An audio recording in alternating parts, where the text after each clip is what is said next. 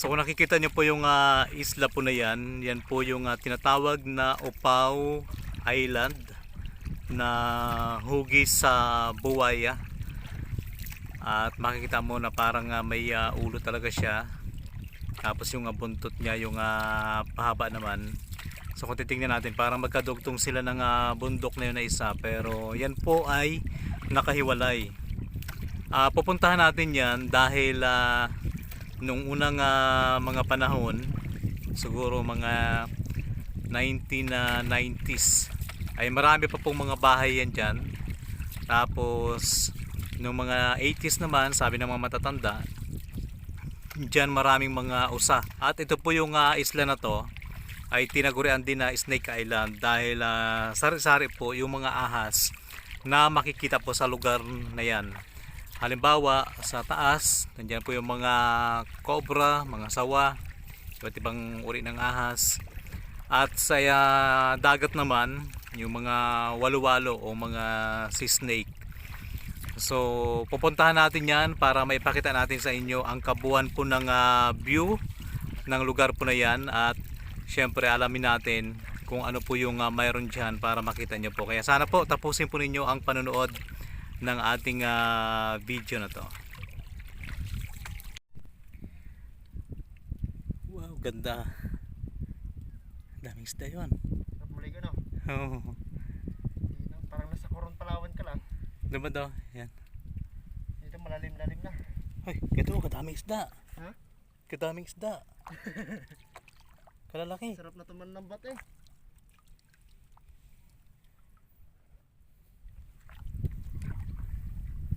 So malalim na to pero kitang-kita pa rin yung mga isda sa ilalim ng dagat.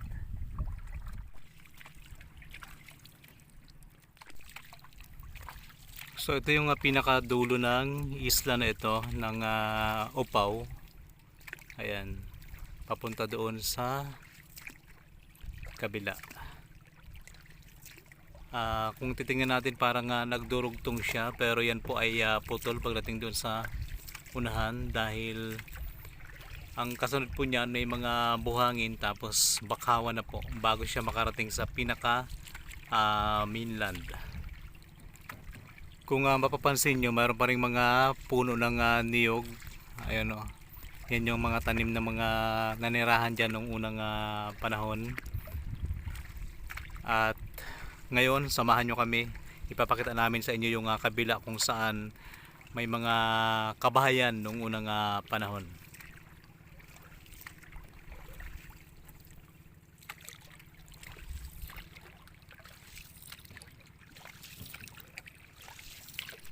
So dito naman, ito yung sinasabi ng iba noon na nakakita sila ng napakalaking bayawak dito sa lugar na ito.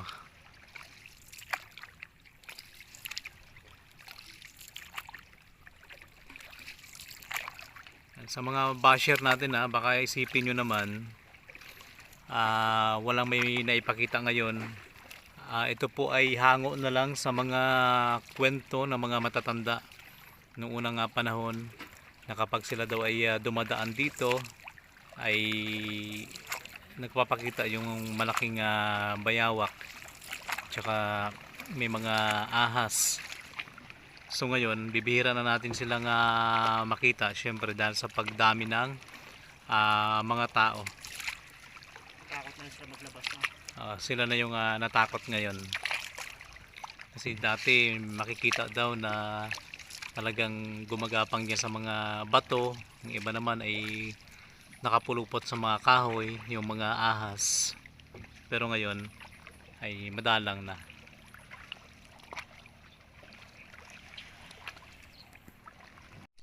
Diyan sana kami mag-shortcut ni Ayon kung malalim lang. Diyan sa parang pinaka gate. May bantay. Saan? Yung dalawang bato.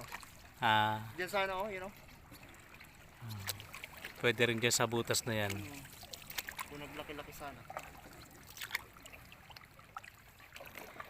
So pasalamat tayo ngayon dahil kalmada yung dagat ngayon. Kaya kahit kami ay nakabaruto lang pero panatag dahil walang alon. So ngayon ay paliko na tayo. Banking, banking. Oo, banking. Pag nandito ka sa Opawa Island, ang nasa kaliwa mo ay ang Sitio Bating at ang kanan naman ay ang Sitio Bacoy. At ang sa ating unahan naman, ito po yung Aslom Islet na sobrang napakaganda din. Biglang kulimlim ay. So ito na yung gate kanina na pinakita natin kanina. Ayan. So nandito na kami ngayon sa pinaka loob. Pag malalim yung tubig, pwedeng mag-shortcut dyan. Pero pag mababaw ay hindi, mahirapan ka. Kasi nga puro bato yan.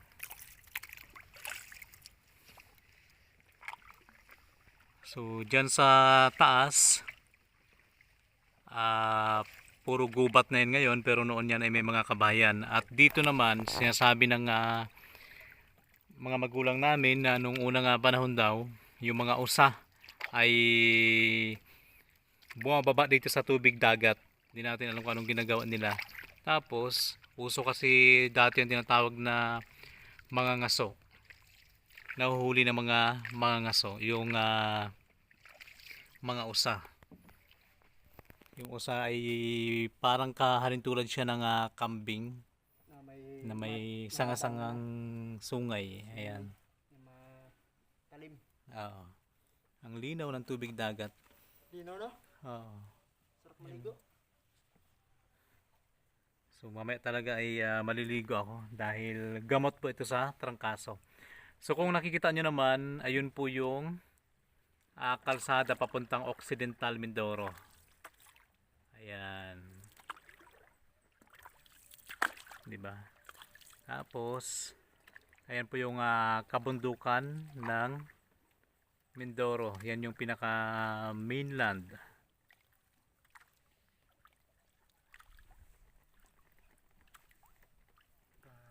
Hindi na tubig. So maaring nagtatanong kayo kung ano po yung ang kulay puti na yan. Yan po yung mga boya ng seaweeds or tambalang. Tahimik dito na. Oh. Saan nga natin nakita yung walwalo? Dito. Dito no? So hindi ko mukha yan. O mamaya na lang. Sige, mamaya na lang.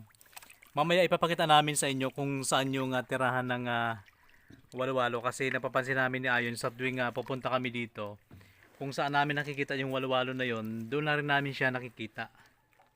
Ayun yata oh. Ayun nga. So mamaya babalikan natin. Kasi sa lugar na to, dito yung maraming mga ahas. Ayun oh. At abangan natin yung paglabas ng iba pang mga walwalo dahil ito nga po ang sinasabi nilang Snake Island dahil napaka virgin forest niya talaga. Makikita mo dito yung mga wild flowers, wild fruit. Ayan. Tapos iba't ibang mga uri ng ahas na minsan ay bumababa din sa dagat. At syempre yung mga sea snake ay nandito din lalo kapag ganito na kalmada.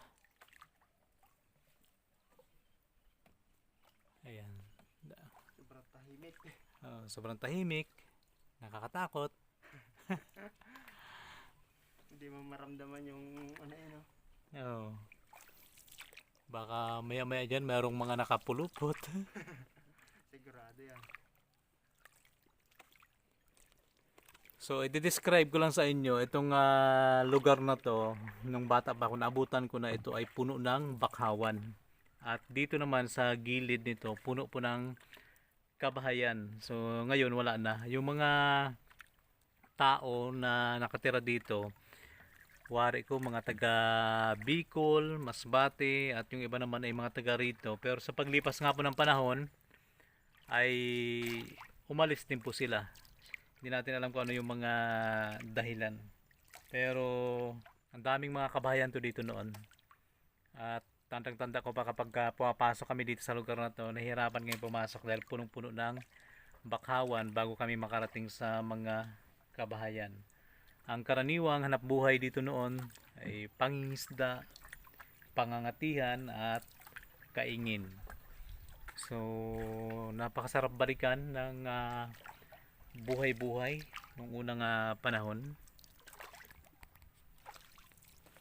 Na ngayon ay bakas na lang ng mga alaala yung ating makikita ngayon. Ala-alang kahapon. Alaala ng kahapon. At saka noon may mga buhangin pa to. Ngayon bato na yun, no? Ngayon puro bato na.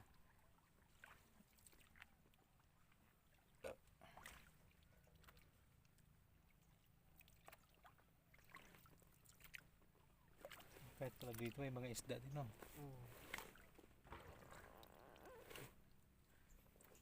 Yan, shoutout nga pala sa ating mga organic viewers, organic subscribers. And shoutout kay Mama Celia at sa Sheila Sarsari Vlog, kay Justin, kay Bert, kay Mary Rose Tatlong Hari. Sa lahat po ng ating mga suking tagapanood ng Mindoro Viners TV YouTube channel, Mindoro Viners TV FB page, at Mindoro Viners TV TikTok. Ayan. Maraming salamat. May balsa, oh. Ay, ibig sabihin, may mga pupunta pa dito, no? Para manguha siguro ng bato. Bato yan. Halinaw ng tubig. Maraming salamat din sa mga nagpapadala ng super thanks, sa mga nagpapadala ng star sa ating FB page. Maraming salamat.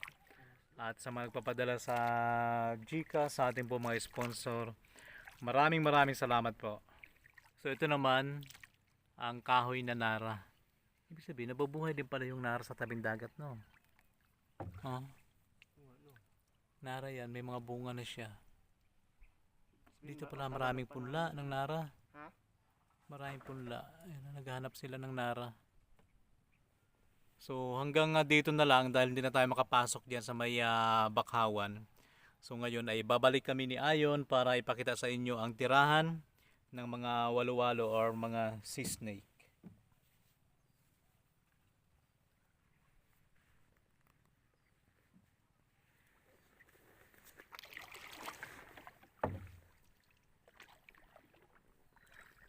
Yung nakikita nyo na yan na may mga bakhawan, sa loob po niyan, dyan po matatagpuan ang sitio Alimango. Yung pinakamalaking alimango sa buong Pilipinas. Comment kayo kung gusto nyong i-vlog sa sunod. Sitio Alimango. Oo. Yung alimango na pinatungan na ng mga kabahayan. At yun naman, yung nakikita nyong isla na yun yung Target Island. Isa sa mga pinakamayamang isla dito sa Barangay Milagrosa. So, ipapakita natin yung itaas ng bundok na to. Ayan.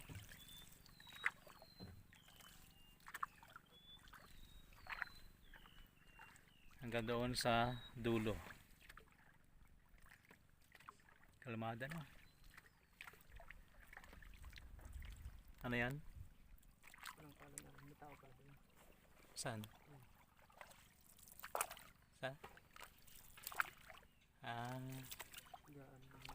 Bato. Ah.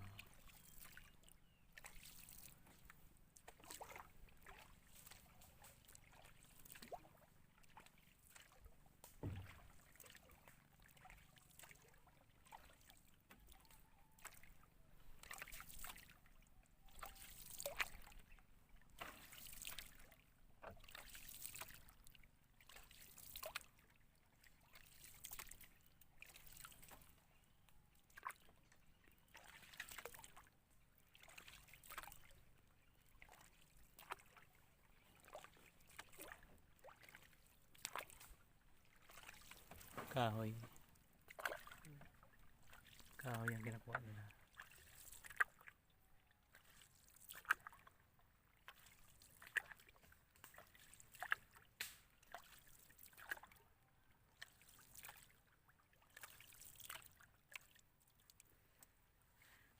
Malilim na.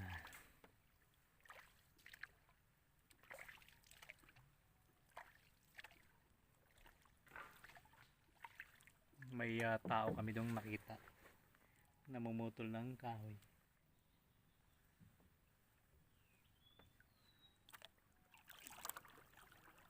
Grabe na, iba't ibang uri ng kahoy. Oh, yan. Ay, ibang kahoy. Ayan na. Mababangga kami. Titanic. Titanic. Nakatulog yung ano, driver. Katulog yung driver.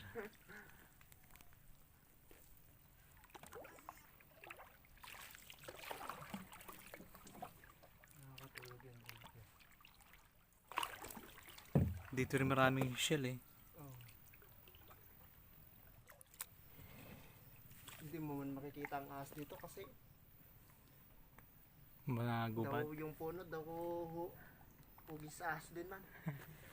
No? Pero minsan yan dyan lang nakapulupot yan. Oh. Kada dyan mga... Huwag mo naman masyado ilapit dito yan. Kaya nga. Pag tayo nilandagan lang dito. May kakaibang prutas oh. Saan? Sino? Bilog-bilog yung bunga niya. Ayun. No? Yan pwede na. Lalaking isda. Kaya nga no. Yung mga isda nasa tabi lang. Para siyang ano. Ito kasi parang inkantadong lugar din to. Kasi nung unang panahon pinagbabawalan yung mga bata na pumunta dito eh. Tara. Daming isda na malalaki. Kakaiba.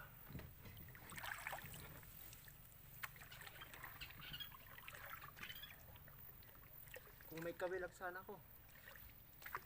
Kaya nga no. Lalaki pa naman no?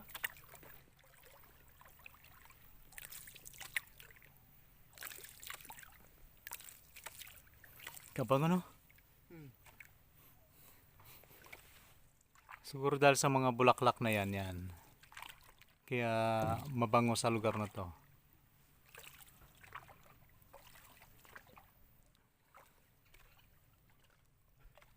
Ang sabi ng mga may nakausap akong albularyo, yung mga gamit sa gayuma dito nila kinukuha sa isla na ito. Yung mga bulaklak daw, puno. Hindi naman natin alam kung saan dito banda. At kung anong puno yon. Kung ano lang yun. Oo. Kasi pangit din daw kasi na yung pag-ibig ay idadaan sa gayuma. Oh. Hindi mo feel. Oo. Kasi Ikaw, sa pilitan ikaw feel mo pero yung ginayuma mo hindi niya ramdam. Napilitan lang yun. Napilitan lang. Parang pilit sa hinog. Parang saging. Ito na ba yan? Di ba na? Dito, amoy kuweba. Oo. Ganda ng mga halaman. No? Kasi yan, may mga small cave din siya. Ay, ito na. Dito na yung banda yun. Dandahan na tayo dito. Ayan, dito banda. Dito nagpapakita yung mga walo-walo. Dito sa lugar na to.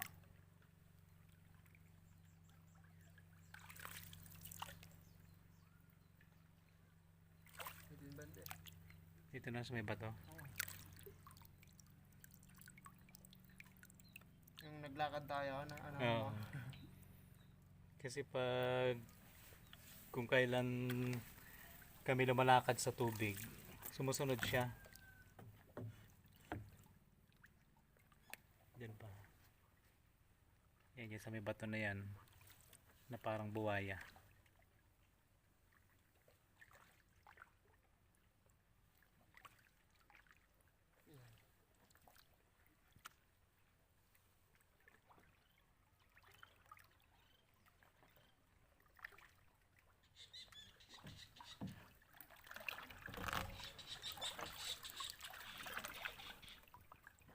Ano yan? Ngayong oras yung lumalabas. So, abang-abangan natin. Ito kasi yung pinakatahanan niya eh. O maaring doon galing sa loob. Tapos, lumalabas kapag malalim ang tubig. Kitang kita yung isda sa ilalim.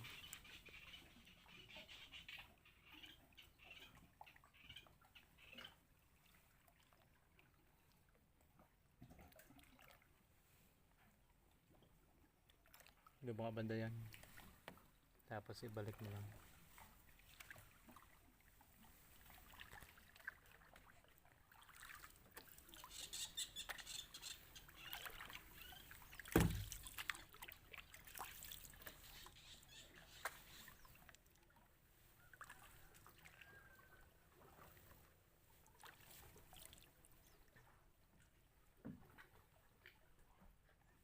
May nakita kami kasi kanina, isa lang eh.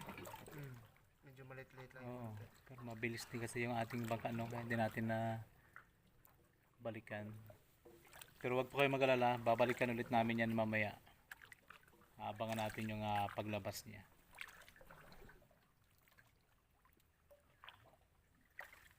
Ganda talaga ng mga punong kahoy dito, no?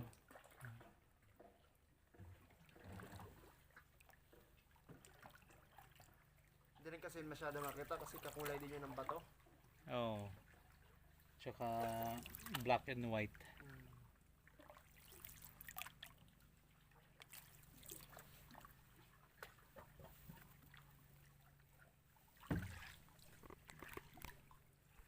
So yun, may walo-walo sa ilalim ng dagat. Yun, medyo mahaba rin siya.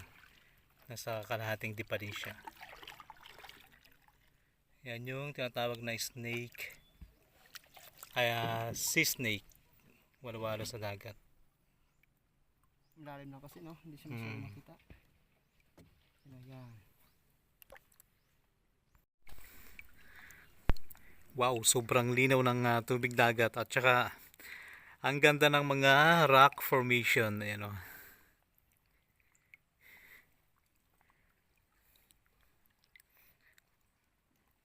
So, kasalukuyan ay naliligo na ako ngayon.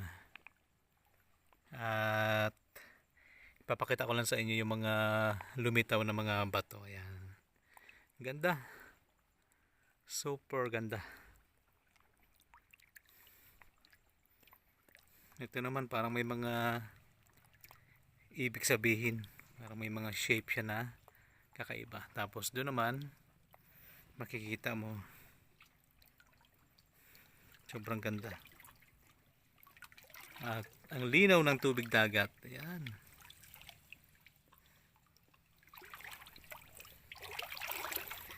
Sarap maligo. Punta na po kayo dito. Wala pong entrance fee.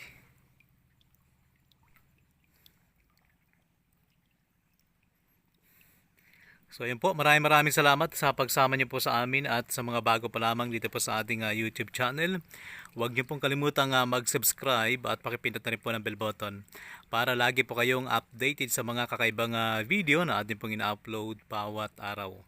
So ako po ang inyong lingkod, MJ Rivera. Kasama po natin si Ayon J. Epitito. Maraming salamat and God bless. Bye bye guys.